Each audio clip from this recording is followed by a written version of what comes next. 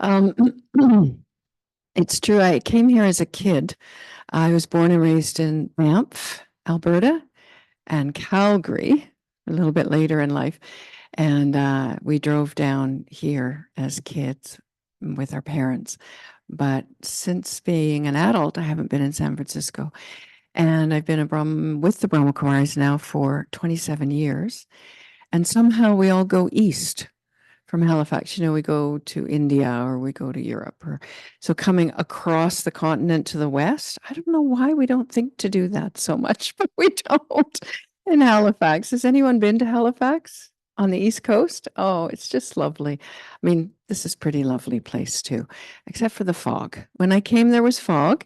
And my kids were texting me saying, "How is it? How is it, Mom?" I'm saying, "Hate to disappoint you, but and then today we walked around Golden Gate Park.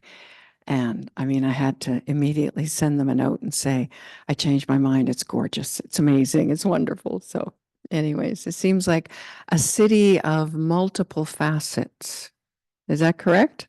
Multiple, not personalities, but aspects, dimensions. Is it? Yeah. And I live on the Atlantic, which is actually quite a moody ocean. And I was asking today, what's the personality of the Pacific? Can anyone help me with that? I got one word, which was playful. Does the ocean have a particular personality, the Pacific, for those who live here near it? Mm. Mm. Peaceful. Peaceful? Peaceful Pacific? Moody Atlantic? Okay. Anyways, I kind of like the moodiness of the Atlantic. So, how many are here for the first time tonight? Nobody? So you're all regulars, semi-regulars, once in a whileers. Okay, great. That's great. But you have the basic knowledge of the Brahma Kumaris, the I am a soul idea. Do you? No, you're going to get some of that tonight. Okay. So I'll just launch into the topic. I found out yesterday this was the theme, the topic for tonight, and it's great because it fits perfectly with what I've been doing for 40 years in organizations and communities, and even within the Brahma Kumaris, is looking at the difference between, well, I think we understand the difference between passive and aggressive, but finding that line, finding the right place inside yourself, which enables you to be assertive,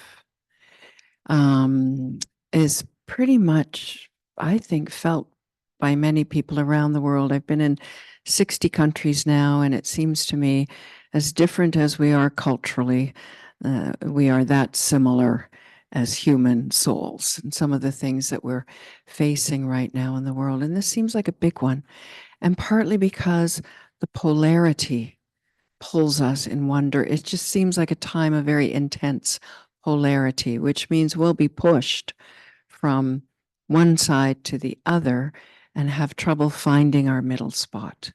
And passive aggressive is just one example of a polarity, two different directions, opposing energies, and neither of them feel very good or are very good for me or my relationships.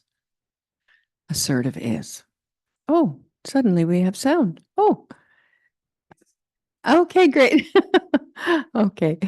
So, how many of you feel if we were to put passive over here and aggressive over here, how many of you would say you would fall more on this side of the continuum in the way you face sort of difficult situations or people? So, quick show of hands, more on this side. Okay.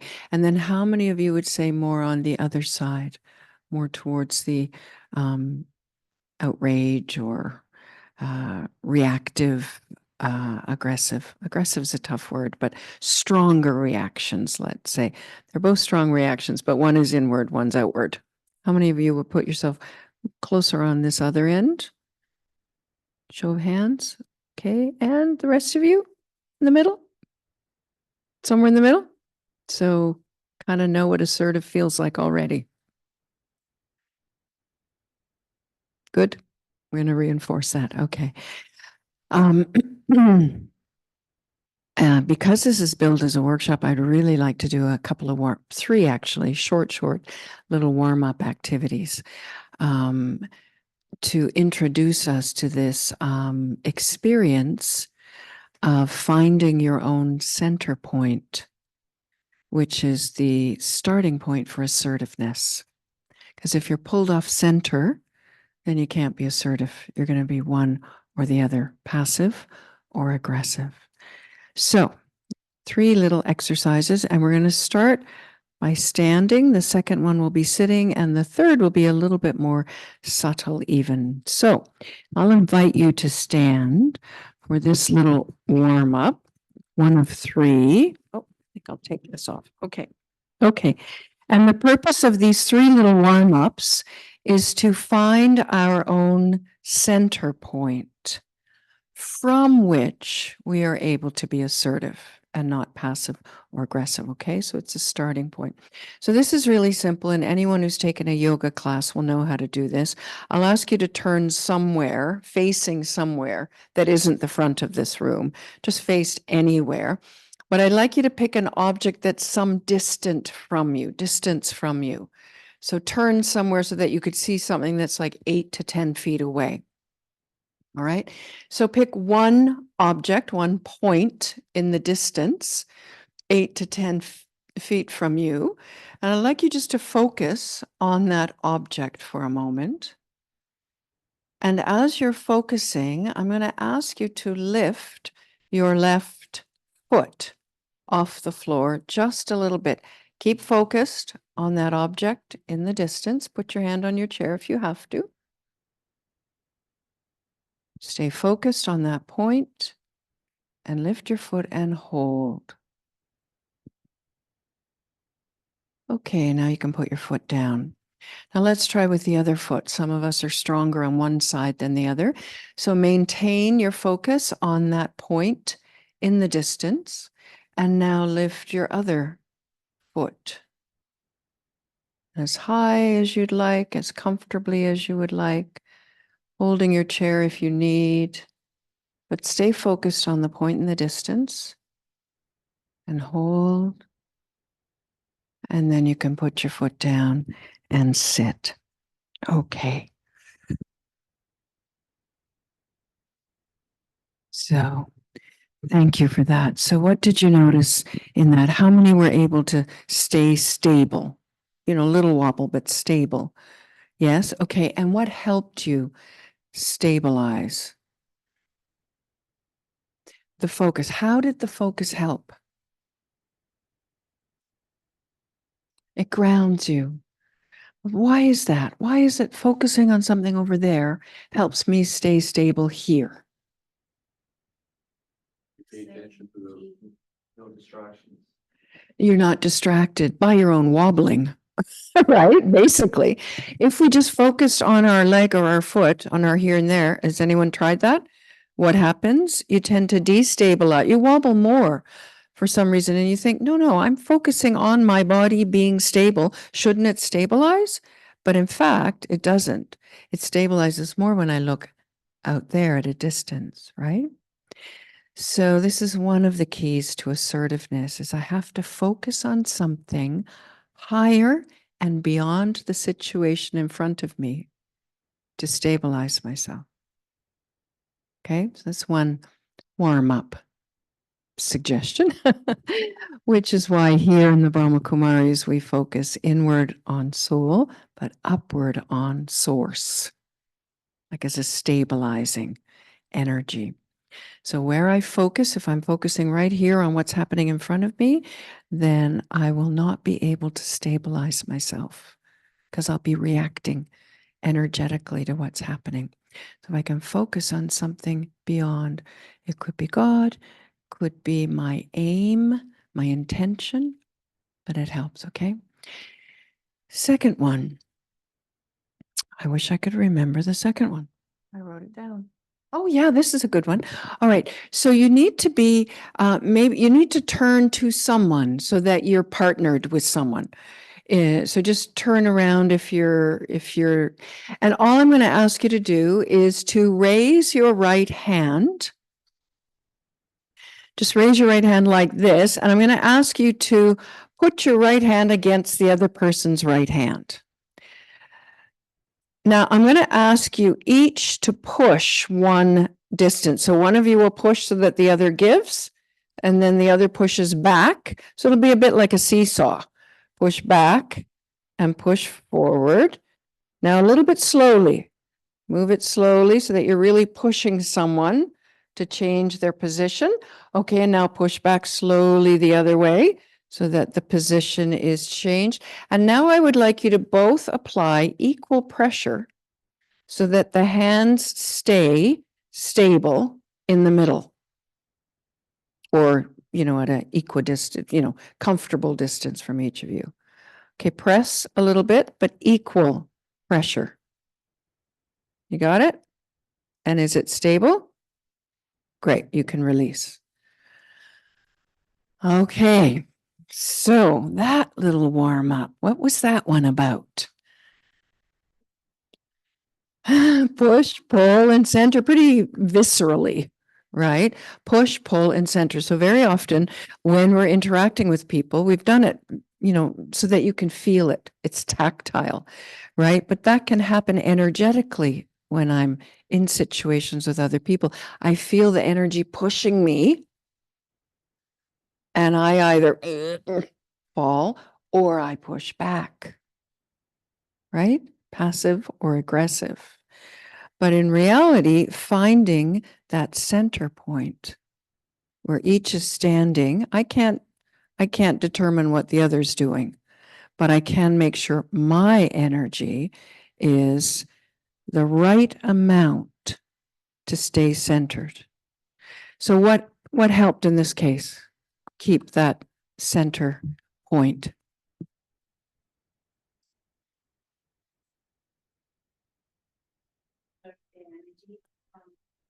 There's harmony, there's control relationship, love and respecting.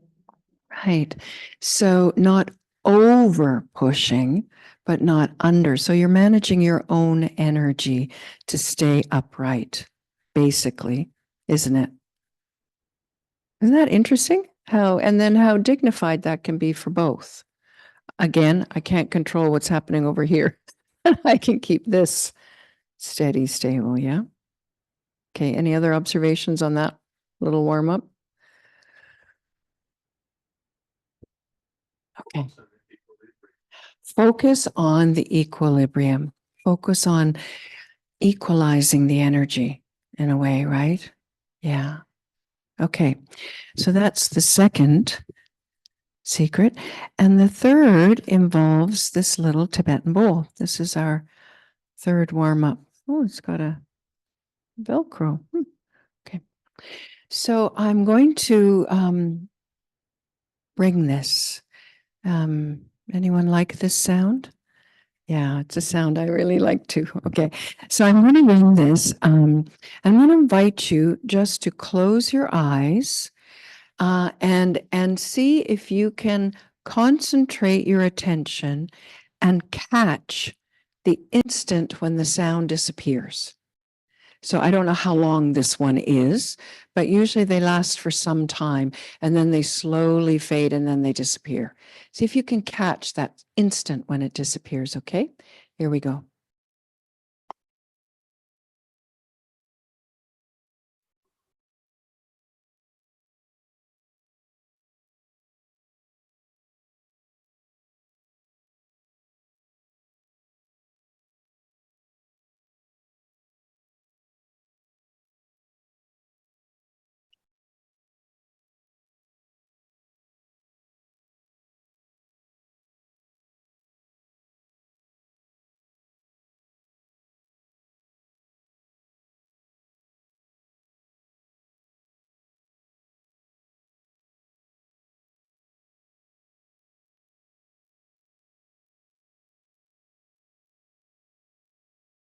Okay, I think it's gone.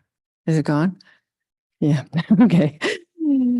All right. So could you catch it?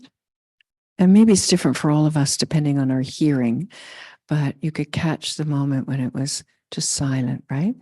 So we'll do this one more time. And this time I'll invite you, as the sound completely disappears, to just is it embrace, enter, experience the silence that follows the sound. So instead of it being an absence of sound, see if you can hear the silence in your mind that is present when the sound ends. Understand? Okay. And one other invitation.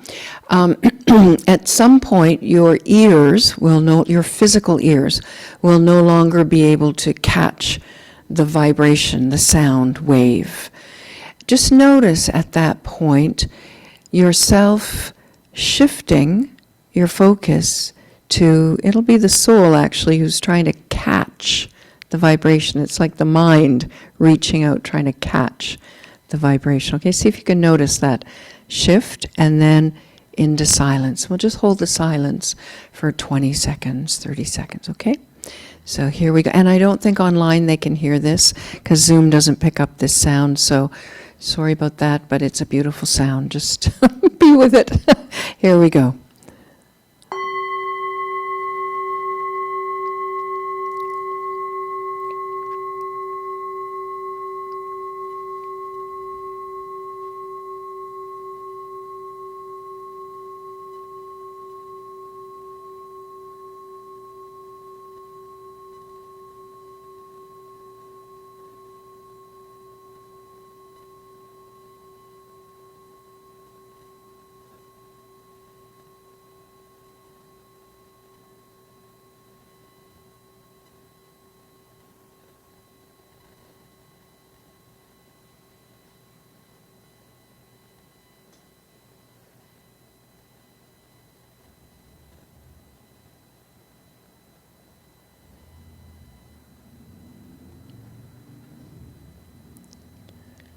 Just be aware of the silence inside your mind.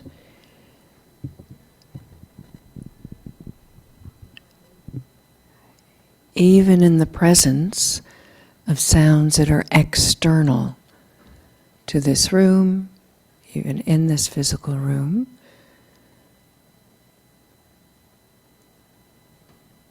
Be aware of the silence inside.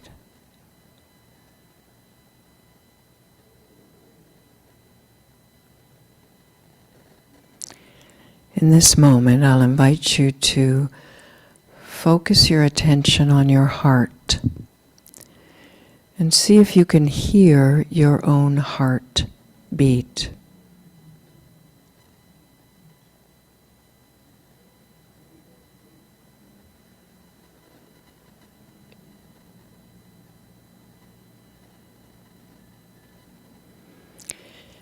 Now imagine an invisible thread between your heart and the center of your forehead. And just imagine behind the forehead, behind the eyes, is a room inside your head. An open, clean, fresh space. And you are in that space, not the body, but the being of light, the soul, the being of awareness. And you're hearing my voice come into that room through speakers where the ears are. You can hear sounds outside the room in your head. But in the room in your head, it's very quiet and peaceful and private.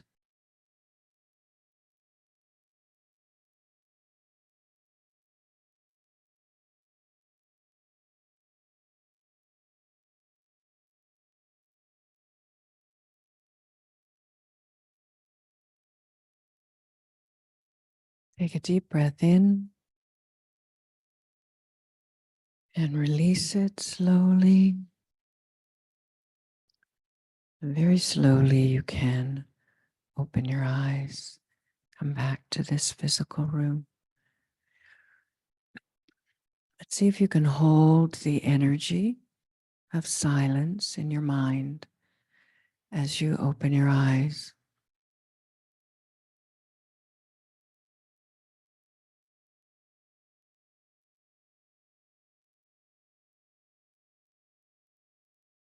Feel your own breath, slow, sweet rhythm of your breath. Be aware of your body in the chair.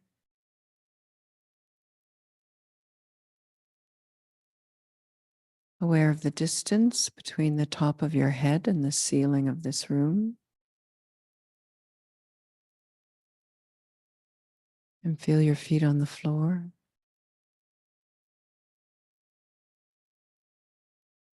And welcome back.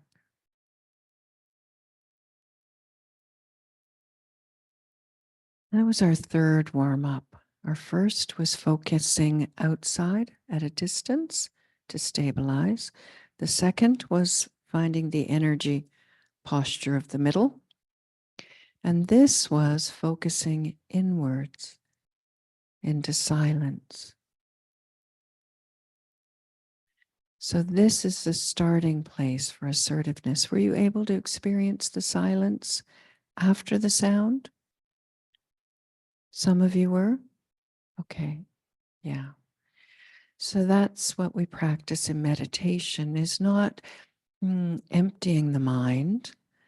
It's actually entering into a deep silence inside the mind. It's almost like the focus on the distant point, but it's the focus internally, deep. And this is very stabilizing energy that we bring to being assertive, to this whole push and pull of passive aggressive. So for those just joining us, we did 3 little warm-ups just to find our center point, which is the starting place for the assertive response versus a passive or aggressive response. Comments on this last experience with the bell. How was that for you? And any observations or comments on that?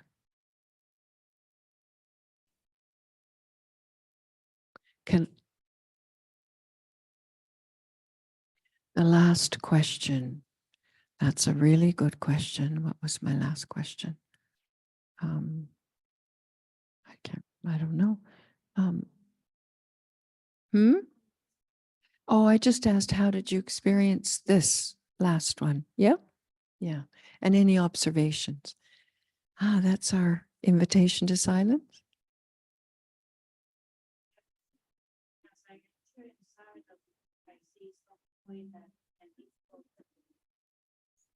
Nice. As I enter deep within the breath into the silence, I felt different part of my body. There's energy, blockage, certain place, it here, there in my body. So I talk to it, get to know it. Yeah, I can hold the silence. Yeah. Wonderful. Thank you. Even in the silence, you still hear the energy movement in that high-pitched tone. Lovely. It's still like, yeah. Yeah, lovely. Thank you. Thank you. Yeah. So silence is very alive, actually. Very alive and very stabilizing. Anyone else comment on the silence? Pleasant? Was that nice? Yeah. Go ahead.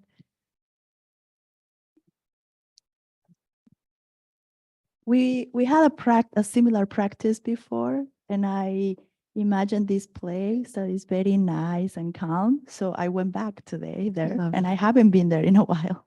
Okay. So it's very nice because I imagine this place with gigantic windows, and the trees are outside and are moving slowly, and there is a little light. So that's my peaceful place. So you have a go-to place, Yeah. and it's guaranteed to make you feel peaceful. thank you for bringing me there. Very nice. A Mm. go-to place. You know, if you have a go-to place, for some of us, silence is the go-to place. But for some of us, visualizing a place we know and love is also a go-to place. And the association, because the mind follows a picture, it's really helpful to have a picture in your mind, and then instantly you're there, the associated feeling for that place. So thank you for that. So those were the warm-ups, because I wanted to start with the right energy before we explore the, I don't want to say wrong energy, but that other energy of passive aggressive. Okay. Passive aggressive. Yeah. So look, we live in a world right now, here at the BKs, we're always contrasting a body conscious awareness. So the moments when I'm in the awareness of physicality of the material world, and those moments when I'm soul conscious, I'm aware of my inner state and looking out through my physical eyes at the world. But we can't deny that the world we live in, this physical world we live in, as the population increases, as the difficulties increase in the world, resources are limited. We're living in a polarized mindset. Everybody's living inside the experience or majority of deficit, of limitations, that there's only so much to go around. So if somebody gets some, that means somebody else doesn't, right? Because that's just how the physical world is.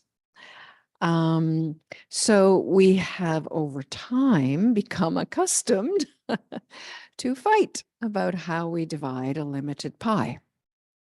So in the negotiation work that I do, I don't know if any of you have heard of principled negotiation.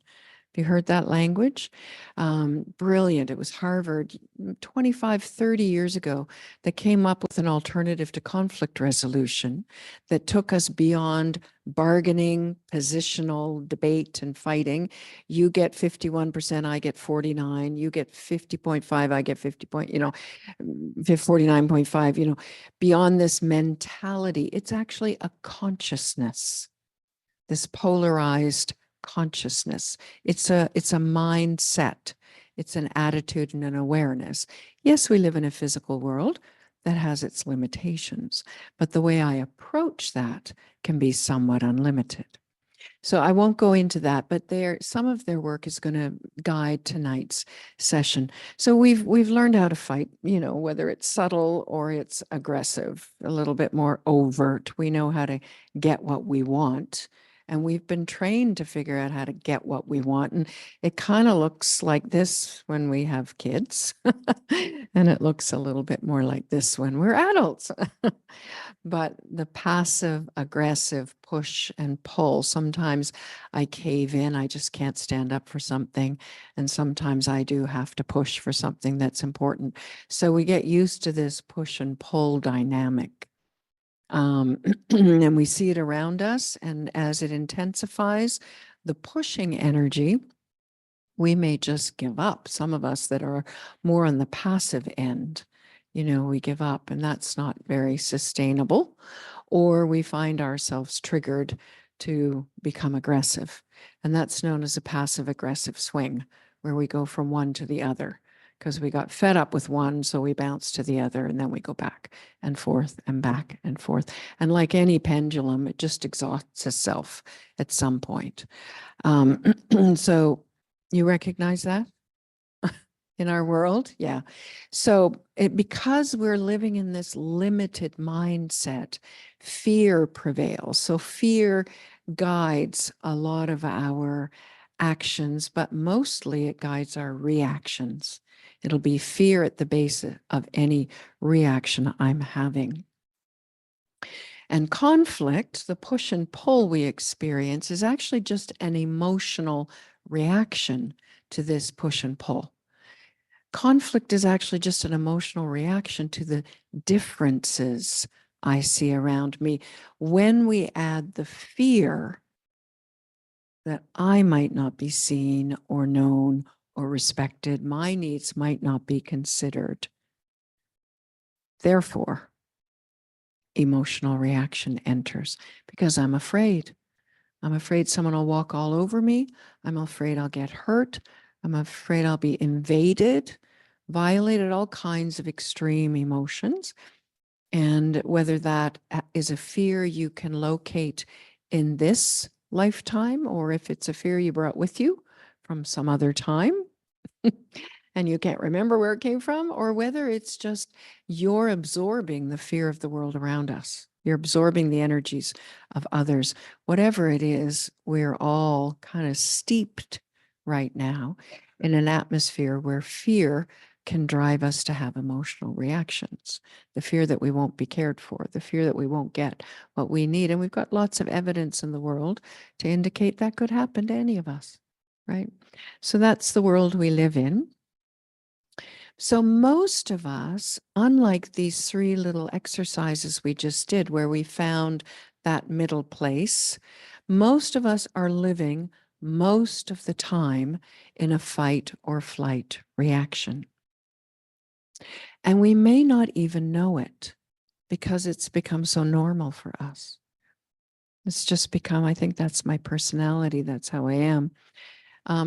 Basically, it's a coping mechanism to deal with this push and pull of the world and the fear inside of me that I might not get what I need or what I want. So these fight or flight reactions, you may know these, but I'm going to name the 4 of them. And I'm going to ask you to see which one you recognize most, because there's sort of 4 traditional patterns of reacting, fight or flight reactions. 2 of them are passive and 2 of them are aggressive. Okay, so you know which one is maybe a tendency you have. And we'll be really clear here at the BK Center. Any of these things that we explore, we understand that this is maybe a habit you have developed over time. This is not you. Okay, the you is the one who's using the habit to cope and survive and get by. But the you is the one who is peacefully present in silence, who is stabilizing the body, looking at a distant point, that still point inside yourself, okay? So that would be what we would consider natural. The natural state of the soul is peaceful, calm, stable, centered. But these reactions are kind of how we spend most of our life. So I'm going to name the 4 of them for you and see if you can recognize which one seems most familiar for you. And chances are you do all of them, but there'll be one that's maybe more familiar. So this one we call the turtle reaction style. So a turtle, when things are tense or someone in front of me is maybe there's some aggression coming towards me, or when I'm in a situation where I'm afraid it's not going to go the way I would like it to go, the turtle reaction style is a withdrawing style. It's a let's get out of here style. So the turtle would pull its head in its shell and just sit there, okay? And if I physically need to stay present in the situation because it's my workplace and I have to be there 8 hours a day, or it's my marriage, or it's my family of origin and I see them all the time. I can't always physically leave a situation, but I can mentally and emotionally completely disengage. I can be there physically, but not engaged at all, mentally or emotionally. It's a protective mechanism for the soul, okay? But it becomes a pattern over time. It's just a leave situation, just a leave reaction. It's a flight reaction, not going anywhere fast, and you may not be going anywhere physically, but you are fleeing by not engaging. Okay, clear? Yeah, okay. So the next one is the teddy bear. And this is a funny one because everybody loves teddy bears. Teddy bears are loved by all. Teddy bears tend to be confidants. People trust teddy bears because they're quite loving. and kind and soft and squishy. But the teddy bear reaction is when aggression is coming towards you, or when the situation's tense or difficult, or when you're afraid you won't kind of get what you need. The reaction is to reach out and try and take care of everyone else. Just want to make sure everyone's okay. Are you okay?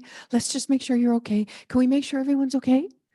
It's a very kind of active, placating reaction style. It's always reaching out for others to make sure they're okay. Okay, so the teddy bear's worried mostly about others and gets more worried about others when under attack. Even when they themselves are under attack. Certainly when they witness attack, they just want it all to go away. They want everybody to be nice. Can we all just be nice, please? Can we all be nice? You know, they get really like that, trying to get everyone to be nice. So that's the teddy bear. Placating. It's a giving in strategy. So if we go back to the turtle and we use the language, and this is what the Harvard Business School, the negotiation project at Harvard, they were the ones who gave us the term win-win. So win-win has entered our regular lexicon, right? We say win-win. Oh, it's a win-win. But it actually comes from the work they did. And they set up these 4 reaction styles, each of them as a win-lose or a lose-win. So the turtle is a definite lose-lose. The 2 dimensions in question here, if we did a grid, a graph, the bottom axis would be relationship. The top axis, the side one, would be goals. So you want to meet your own goals, or you want to maintain harmony in your relationships. For the turtle, it's a lose-lose because you're not engaged, right? For the teddy bear, it's a lose-win, right? So you're it's a lose-win. So you're willing to lose your own goal to keep the relationship going. So the self-sacrifice of the teddy bear reaction, which means you're always giving in.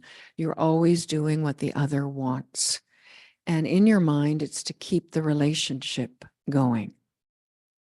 But of course, over time, you're resentful and unhappy and your needs are not being met. So the placating is the teddy bear style. The next one,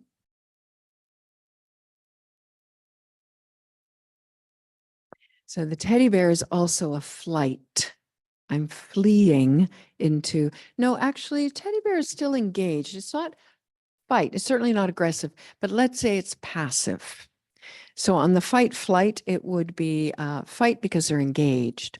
But on the passive aggressive, a teddy bear would be passive, as would a turtle. Now we cross over into the aggressive. So the shark style. I think we know what that looks like. So it's to attack. So something comes at you, your immediate reaction is to attack back. There's an insult.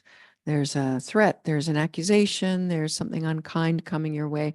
There's even the rumor of somebody saying something about you and instant reaction. So a shark can be attacking the situation or attacking a person, but they're in attack mode. And we need to be clear that there's a continuum of sharks. On the most extreme end, we have the great whites, which will eat anything. Right?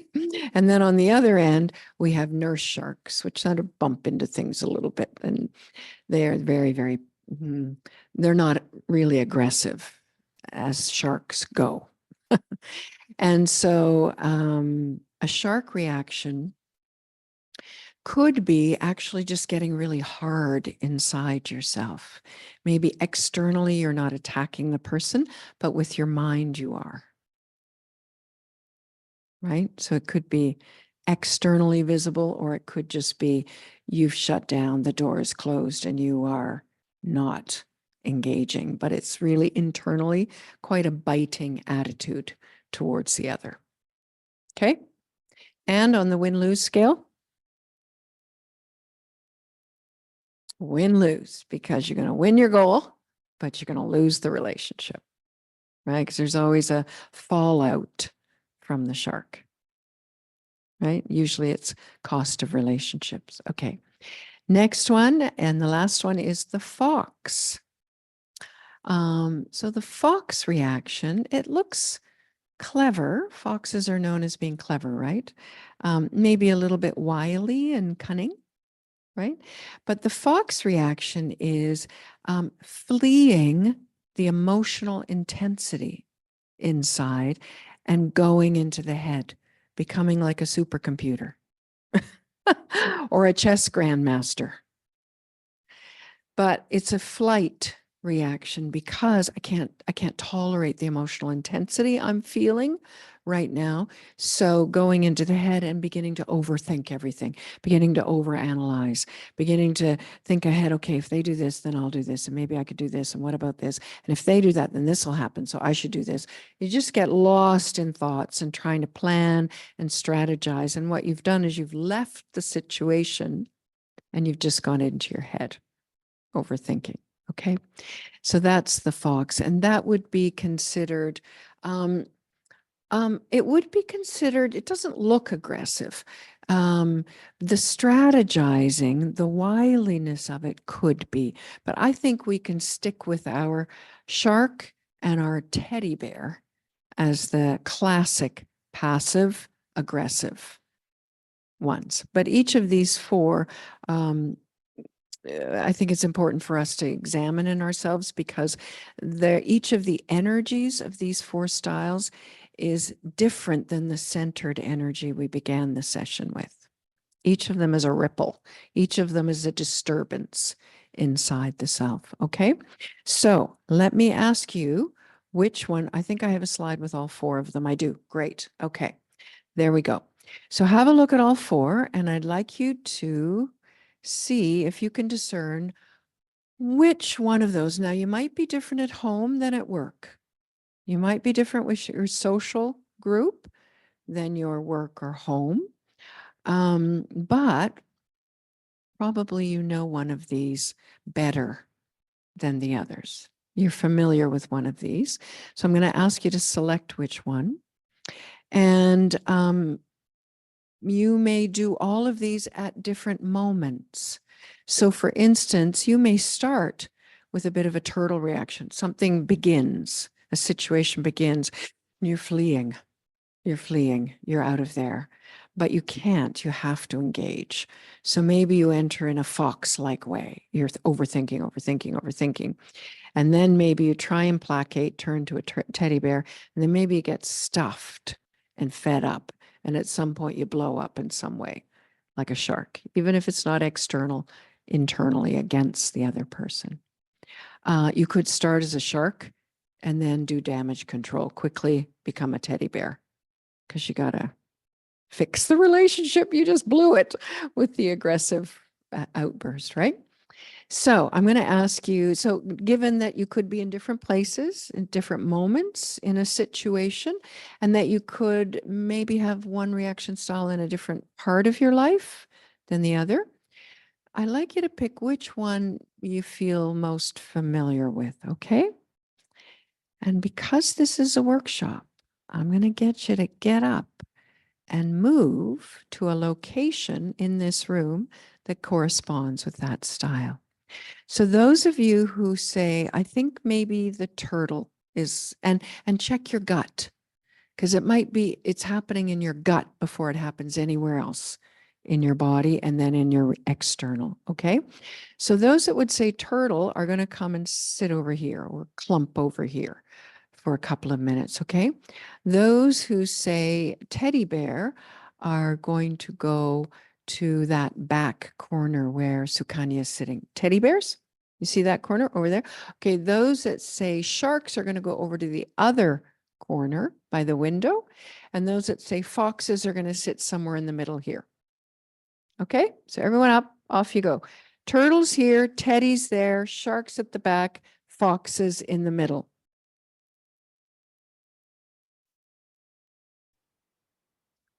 Okay, and let's see if we can meet some friends.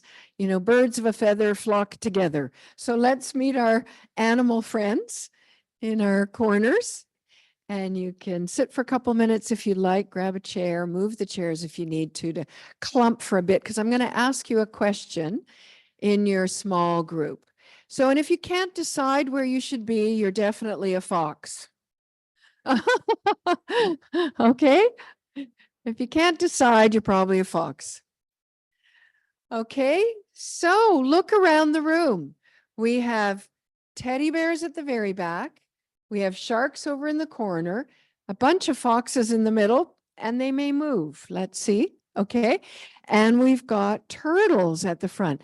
So I'm going to ask you a couple simple questions.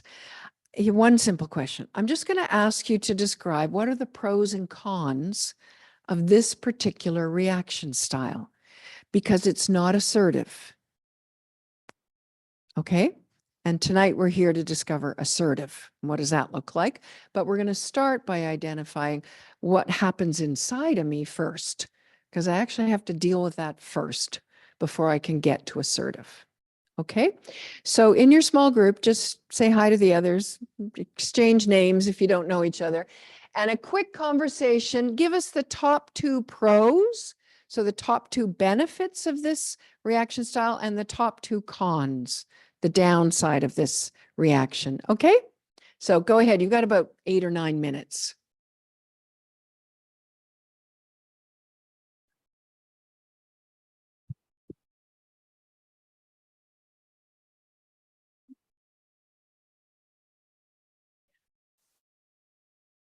Great. Thank you. And those online, please put it in the chat box, your pros and cons, name your style, put it in the chat box. Okay. Thanks, MJ.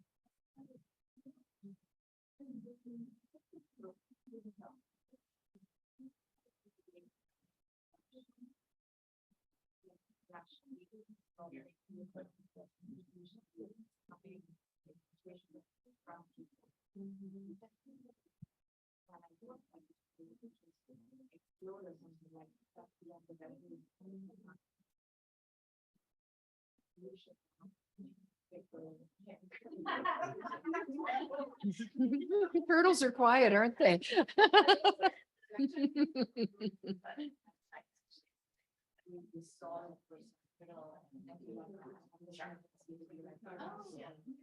Both. Ah, snapping turtle you are then.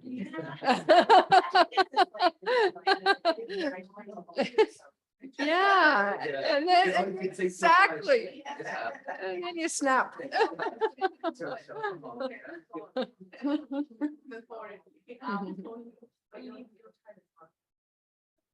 So it's, yeah, so I think that I would,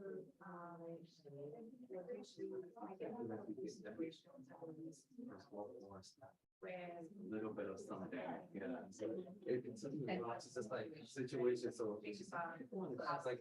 Yeah, a little bit of everything, right? Oh. So now you're being a turtle. Not sure. Turtles are normal? Okay. But you know the shark. Ah, yeah.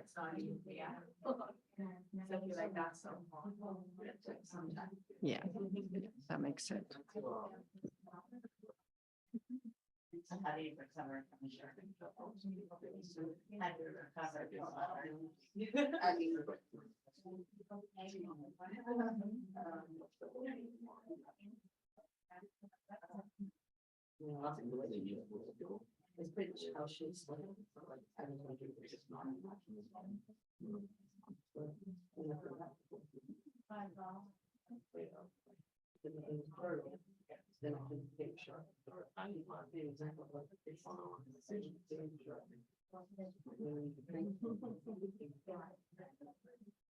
I was just gonna say, I feel like, because it takes me so long to get on. So it's not that I did organize it, my mind.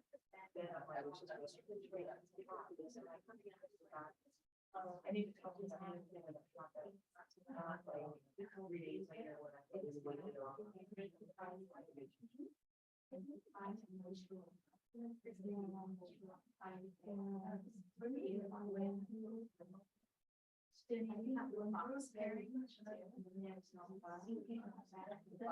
That's maybe that may be the common pairing.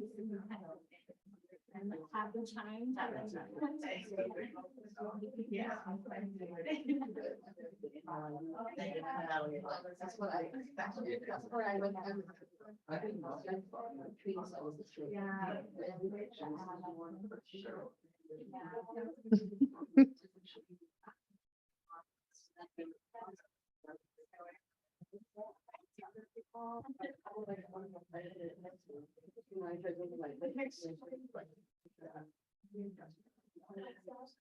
Okay, can I welcome you back?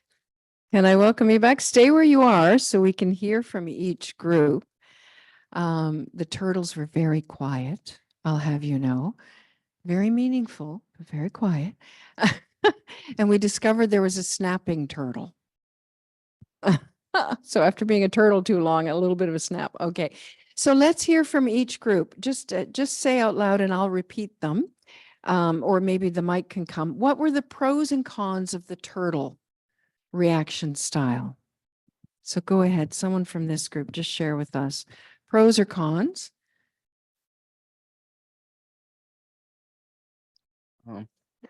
Pros of being a turtle, going within, having some time to calm and to gain some clarity in the situation. Okay. Can we hear? That's not very loud. Is it the mic or is it you, my dear? Maybe it's me. Is it you? Being a turtle. Maybe it's the mic. It was a good turtle response, isn't it? Okay. So just like being able to withdraw and understand what's happening, so Yeah. you can respond in a way Lovely. that's effective. Yeah, good. So one of the pros is just a little space to contemplate, to consider what's going on, a little calm, reset. Good. Other pros or cons?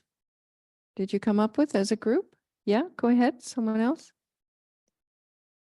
Yeah, one of the cons is that the other person might not know how we're feeling, and that might not ever get relayed back to them. Yeah, So exactly. the solution might not come from the situation. Right. Not any other pros? They're certainly not adding fuel to the fire, right? That's a pro.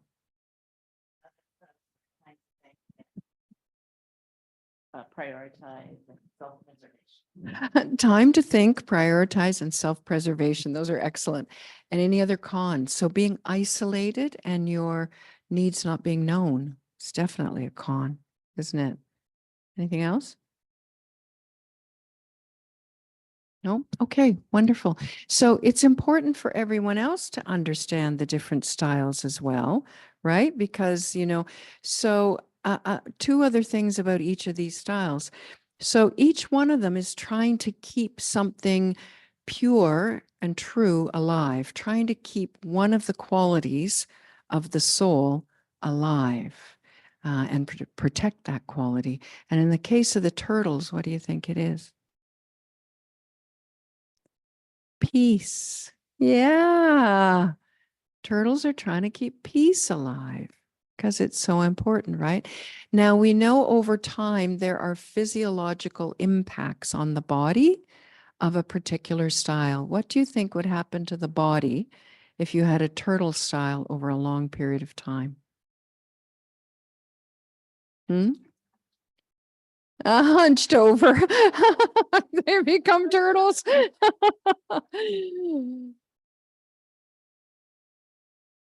Yeah, the insides. It's usually gastrointestinal digestive issues because they're sort of stuffing things all the time. Yeah, that's, the wear and tear on the body of a reaction like that over time. Yeah. Okay, how do we bring a turtle back from a reaction mode? Just give them a little space. Announce in advance that you'd like to talk. Of course, too much in advance and they get nervous, but enough in advance with a fixed time. Send an email, give them a day. Love to hear from you by tomorrow or, 2 days from now or whatever. Sweet reminder. Give them some space. Okay. All right, let's hear from the teddy bears. Where are they? At the back of the room. Okay. Does that sound about right, turtles? Yeah, okay. Teddy bears at the back. Tell us about pros and cons of that style. Pros would be being teddy bear, bring liveliness in the atmosphere, environment. I can be warm and build bridges Yeah, in relationships. yeah. Okay, so warm in relationships. Uh-huh. Building bridges. Share love rather than sharing the negativity. Share love, yeah, rather than negativity. Okay, and the cons?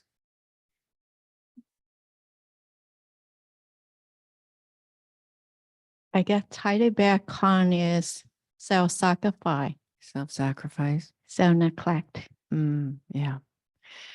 So what's the quality the teddy bears are trying to protect? I guess the Love. Love, right? It's yeah, love. love and joy, peace. Yeah, well, peace Because- are the turtles. Everybody wants peace in the end, but the teddy bears in particular want to Right. keep love alive, Yes. right? They want to yes. keep the love alive, which is beautiful. So one of the cons for a teddy bear is that a teddy bear often doesn't even know what they think. They're so busy taking care of other people's needs. If you were to ask them, and what do you need? Or what do you think would be the best thing to do in this situation? They wouldn't actually know. They would start talking about the other people and what the other people need because of that self-sacrifice. So it's not a beneficial self-sacrifice. It's a martyr self-sacrifice, right? They're not. So they want to keep love alive, but they don't even really know what they want or what they think because they're so busy paying attention to taking care of everyone else. And what do you think the physiological impact of doing that? They're usually so busy running around taking care of others. So that good on one hand, but not good on the other hand. No time for themselves, no space for themselves. They're not making time for themselves, touch base with themselves. So what's the physiological cost, do you think? Fatigue. Anxiety. Yeah, definitely. Yeah. So for the teddy bears, it's muscular skeletal, neck and shoulder. It's like metaphorically, they're carrying the weight of the world on their shoulders. So they got neck and shoulder typically, or weight gain and loss. Yeah, filling the void inside. Yeah. Interesting, hey? Okay, over to the foxes. How do you bring a teddy bear back? Just give them some love. And actually, it stops them in their tracks to ask them, what do you think? It's important to me to know what you think. Yeah. Okay, foxes. Let's hear from the foxes. A thoughtful response. One common pro that we discussed is that we can tend to approach situations from a rational or logical perspective. Yeah. But another, well, a con of that is that it can become too logical or too rational. Right. And it can, I guess, give off a stoic appearance of not caring. Yeah. So it becomes like a circuitous to the problem. Yeah. Lovely. It can be both, right? You bring rational logic to the situation, but then you can appear unfeeling because you're thinking so much. Yeah. Any other pro and con? Sometimes not trusted because people can see you're thinking ahead. So they wonder, what are you doing? And they bring a great big solution to something that needed, I see you're not feeling very well today. Right? Like it needed a small kind of connection to the emotion of the other, but what they brought is this big solution. And it didn't really need a solution. It just needed a moment of empathy. Right? Yeah. So that's the fox. Okay. What are fox trying to protect?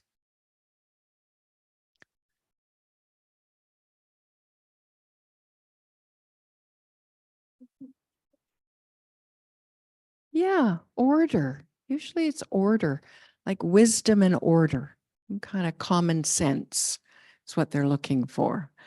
Yeah. And physiologically, the impact on the body. Yes, it's migraines and insomnia. Yeah. And so how do you bring a fox back from their reaction? Sometimes it's ask them how they feel, because usually they don't know. Or because they don't know, you can ask them, how do you think the other one feels? Look at the other one right now. What do you think the feeling they're having is? And then the logical, rational, analytical will be applied to that. I don't know. And then they'll start thinking about it. So that at least brings them into the emotional element. Yeah. Because they're fleeing the emotionality. Yeah. Okay. Let's hear from our lovely sharks last, and then we'll get on to the assertive. So we have two brave and bold sharks sitting at the back. Nurse sharks or great whites? What did you identify? Great whites. I'll probably be on the little bit of other side. You'll be a little of the nurse shark. Okay, great. Yeah. I think the pros for being sharks that we both thought was common to us was after any problem, we are immediately communicative rather than running away from the situation. It's like, let's talk, whatever is the issue, Yeah. please, let's bring it out. Yeah, great. And that, I think, is keeps the connection between the two people. It's like, I'm not cutting you off. I can see there is a problem, but let's solve it. Right. And then that can go towards the white shark or the other direction, depending on the situation and sometimes the other person. But that's generally the pro. And the cons that we discussed was that sometimes we can come on too strong, like the other person might not be ready for that in that moment and not with that intensity. Yeah. And that can be too much for the other person, even though intentions might be right on our side. That's so true, isn't it? Yeah. So they can make people afraid, and then people shut down if they're afraid, right? So they can, they can lose friends that way. Yeah. But the good side about the shark is that they're willing to say aloud what is kind of hanging in the air. Unfortunately, so they'll say the truth. What they're trying to protect is truth. Nothing annoys a shark more than a non-truth. So they're really wanting to keep truth alive. The problem is sometimes it comes with a huge emotional impact, with a huge emotional punch. So the content of what they're saying may be accurate, but the intensity scares people off, right? Of course, who would you want to take into battle with you? A shark. Yeah. And the beauty of the shark is that they will lance the boil. They will never let anything fester and rot like the others might. They will always just bring it out and they'll say what's what. And usually for sharks, then they're finished. It's done. Yeah. So what's the physiological impact, do you think, of the shark reaction? They're not holding it inside as a pro, definitely. And for a group or a situation, the benefit is they're likely the only ones who will say it out loud. So if a clearing is needed, they're the ones you can count on to do it. The others will be muddled in overthinking or over emotion or fear and leaving. Yeah. So that's a pro. And the con is they lose friends. They scare people. Yep. That reaction style, not these two lovely souls sitting at the back there. This reaction style. And you are much more than your reaction style. It's just a reaction style, right?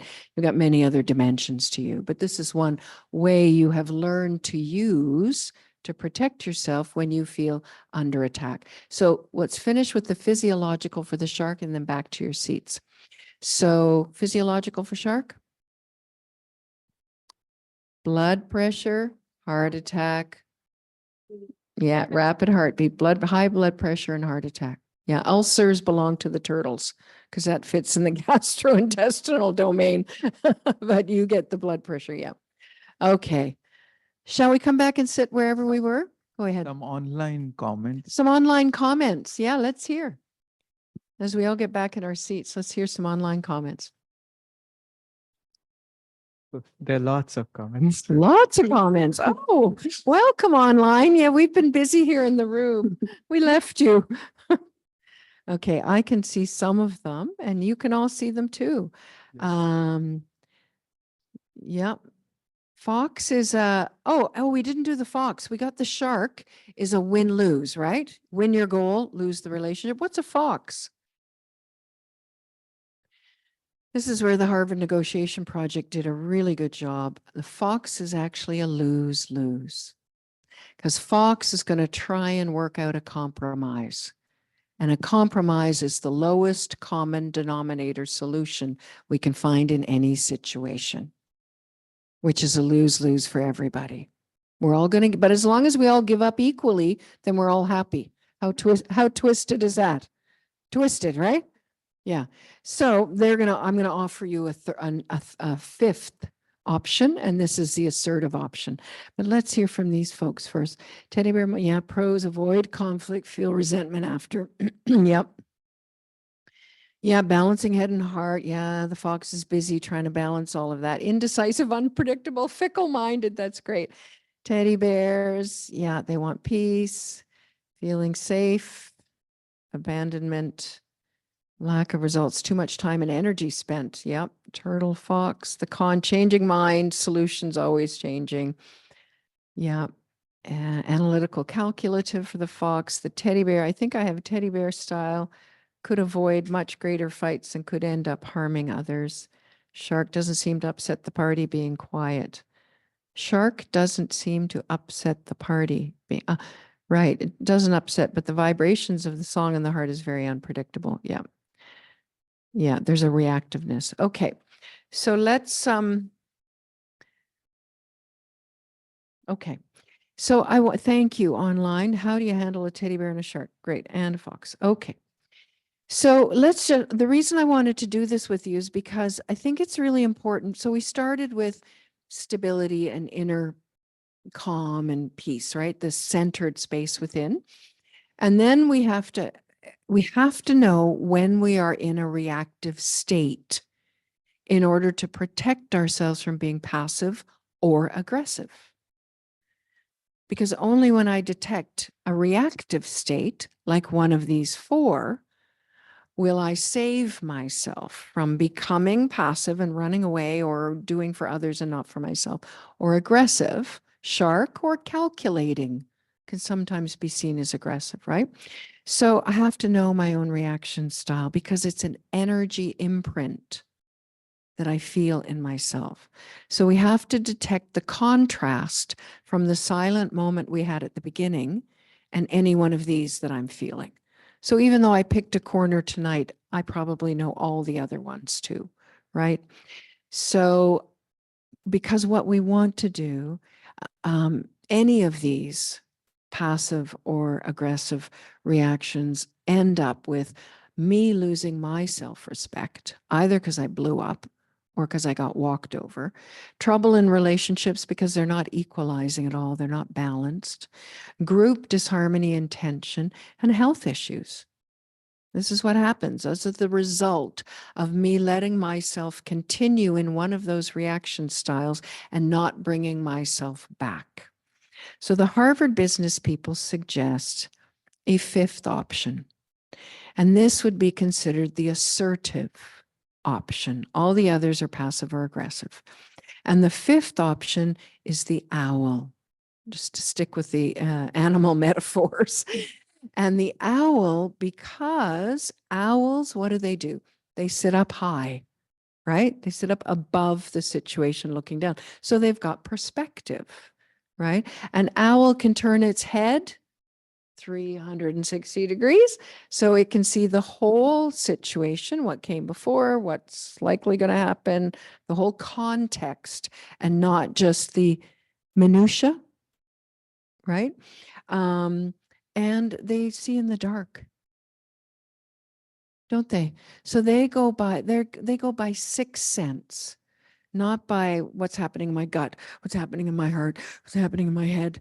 They can actually detect something a little more subtle. So the owl will swoop down from 60 feet and, catch a mouse because somehow it could detect the vibration, right? So we can get a sixth sense. So the owl is a metaphor for us actually going into that silent space within. It's becoming soul conscious. It's pulling in, it's pulling up, it's looking down at the situation. Now, what makes the owl wise is the minute you've detached from your own reaction, you can see what's needed. And you can look at a situation or a relationship and you can say, it looks like in this moment, I have to go in with some love. In I go as a teddy bear, but not because it's a reaction, because I chose it. That's how it's a response, not a reaction. That's assertive. This situation needs a little love from me right now. Okay. So I go in as a teddy bear, or this situation needs a little space, a little peace. Let's do a cool out period. And let me just create some space. Let me do it diplomatically and with kindness. Hey, let's talk about this next week. I'm just going to get myself together a bit before we talk, But I'm doing that as an assertive response, not as a fleeing reaction. Very different energetically, right? It's this kind of middle position energy, right? Or I may be sitting in my detached observer owl, energetic, internal state. And I look at the situation and go, I think this needs a little truth telling. I think the situation needs a little truth telling. And so I enter the situation, maybe the way a shark would, but without the emotional punch. Right? I enter with some truth telling, but I'm not emotional. Therefore, I'm not aggressive. I'm just stating. And we can tell the difference. The more we meditate, the more we can tell. I think I'm going in being truthful. I think I'm going in very detached and I'm just going to lay out the facts. But in me, there's this lawyer that's going in for the kill. Might be very quiet. but it's like a velvet, what do they call the velvet glove? The punch, you know? So I have to be very discerning and reset my energy to owl. If I'm detached and I'm out of my own reaction, then I can go in as a shark and it will not create a reaction by saying what I say. And if it does create a reaction, I'll be stable because I'm not emotional. I'm not going to be sucked into a reaction. If I do react, I return to the owl in that moment. This is why the practice of meditation, of going in a split second, is so useful in life, because then I find my center point again. I can enter the conversation assertively, not aggressively. And as the owl, I may look down and say, you know, I think we need a little rational thinking. We need to do some pros and cons. We need to look at this situation rationally. And you do that as a response, not a hyper calculating reaction to distress. So that would be the assertive response, is to become an owl. Clear? Metaphor's clear, right? So then how do we do that? I just have a couple things to offer before we go, okay? Is that okay? So good so far? You get the idea? And do you know the difference between when you're in the reactive animal and when you're in the owl? More meditation. So you know when you're in the owl. Okay, we'll end with a short meditation.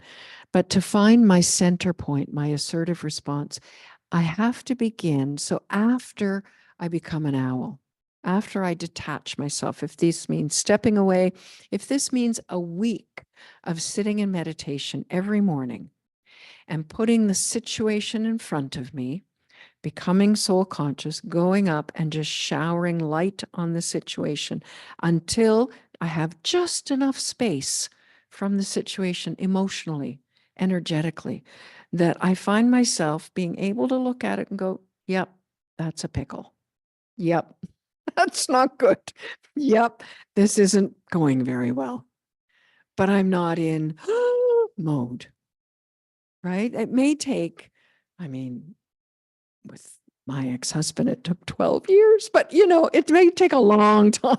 But before I didn't have any reaction, because we're triggered. We're triggered. And these situations and these individuals trigger something in us much more than just them. Triggers a whole bunch of trigger points that are connected to other experiences we've had. But the first step is to go into that owl state. The second step is I have to understand intentions. So in the negotiation project, they're talking about positions. I want this, you want that. I don't want you to do this. I don't want you to do that. It's just loggerheads, right? And all the reactions come out. But when I understand intentions, I'm standing on more solid ground energetically. So the first step is, I have the clicker, is to separate intentions from positions. So a position is an opinion. It's what I want. It's a desire. It's my legal case for the situation I'm in, versus something that's a little more internal and deeper. Okay. So they're always intangible and they're always values based. I'm not able to. There we go. Thank you. I'm not going to go into this. Well, I could go into this. It's a good example. Let me see. I'll do this just quickly. Back one. Yeah. So let's say at work or in our family, we're trying to decide, are we going to go on a beach holiday this year or a mountain holiday?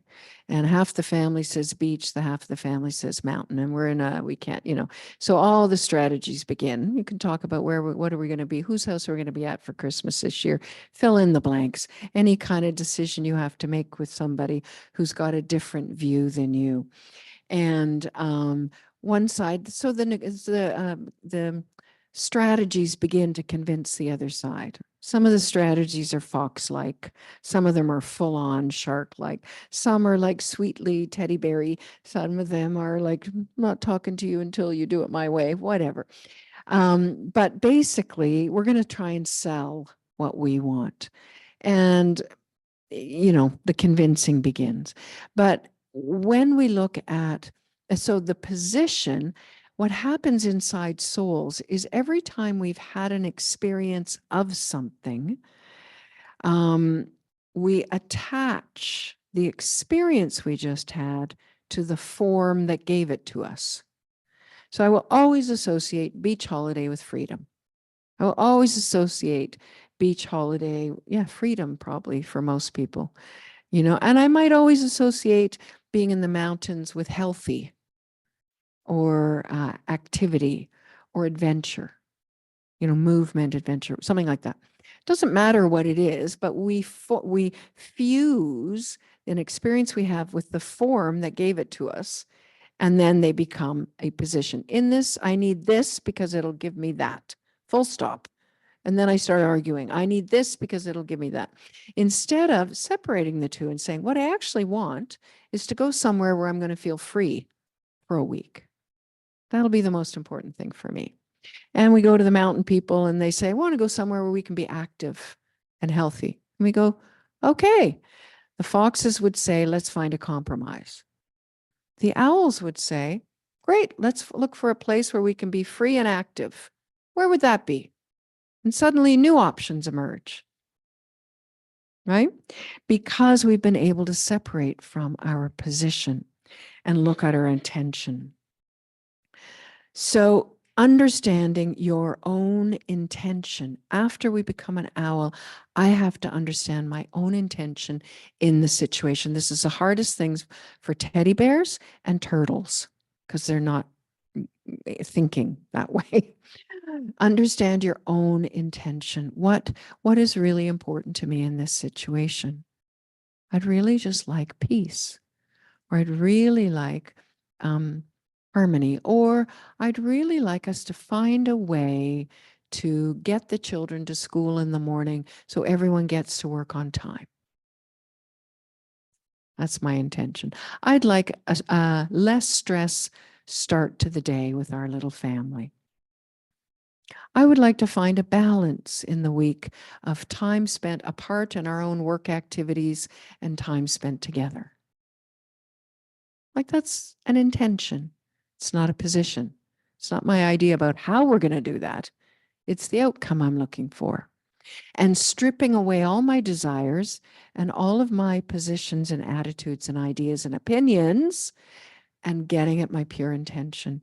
This is no small thing to do that, but you can only do that when you're in owl position, silent internal. And then your cooler head will prevail. And we don't share our intention until we've asked what someone else's intention is. What's important for you in this situation? Why is this so important for you? I'd really like to understand. Listen with curiosity and interest and see beyond their position to what's behind it. Okay, they're selling me on the mountain. They've got tickets to Switzerland already. Their best friend owns a chalet. It's the best wine you're ever going to have. They go on and on and on. Position, position, position, position.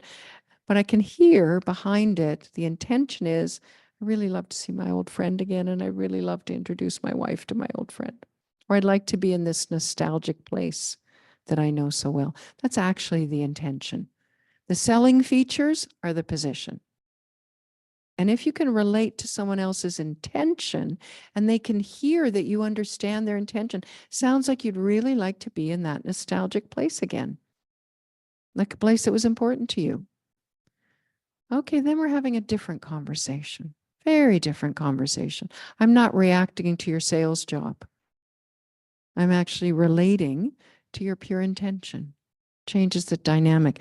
Now, I have got to your pure intention assertively by asking you, by listening, by telling you what I hear is your pure intention.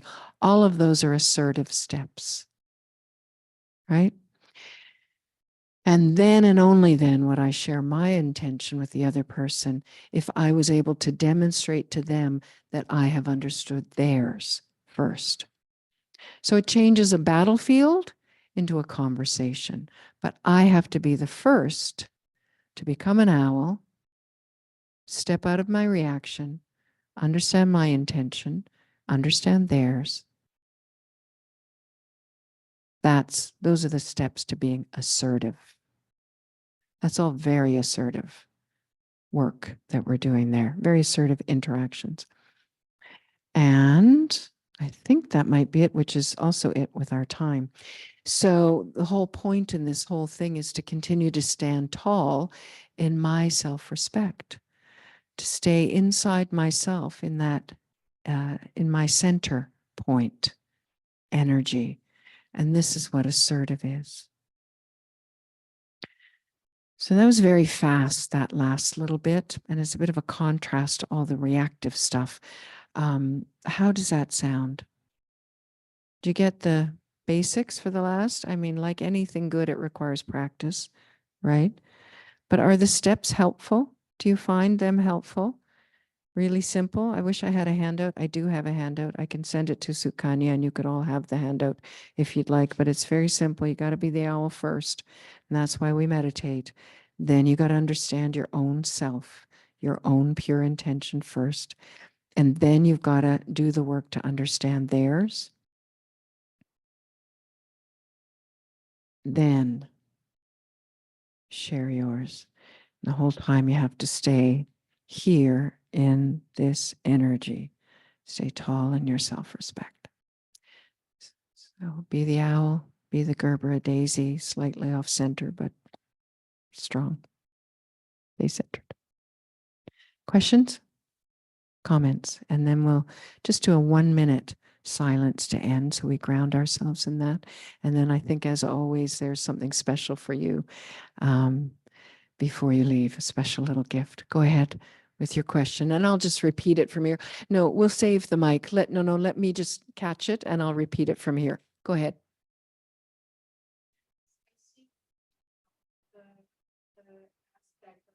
Personality in each animal, I have them all.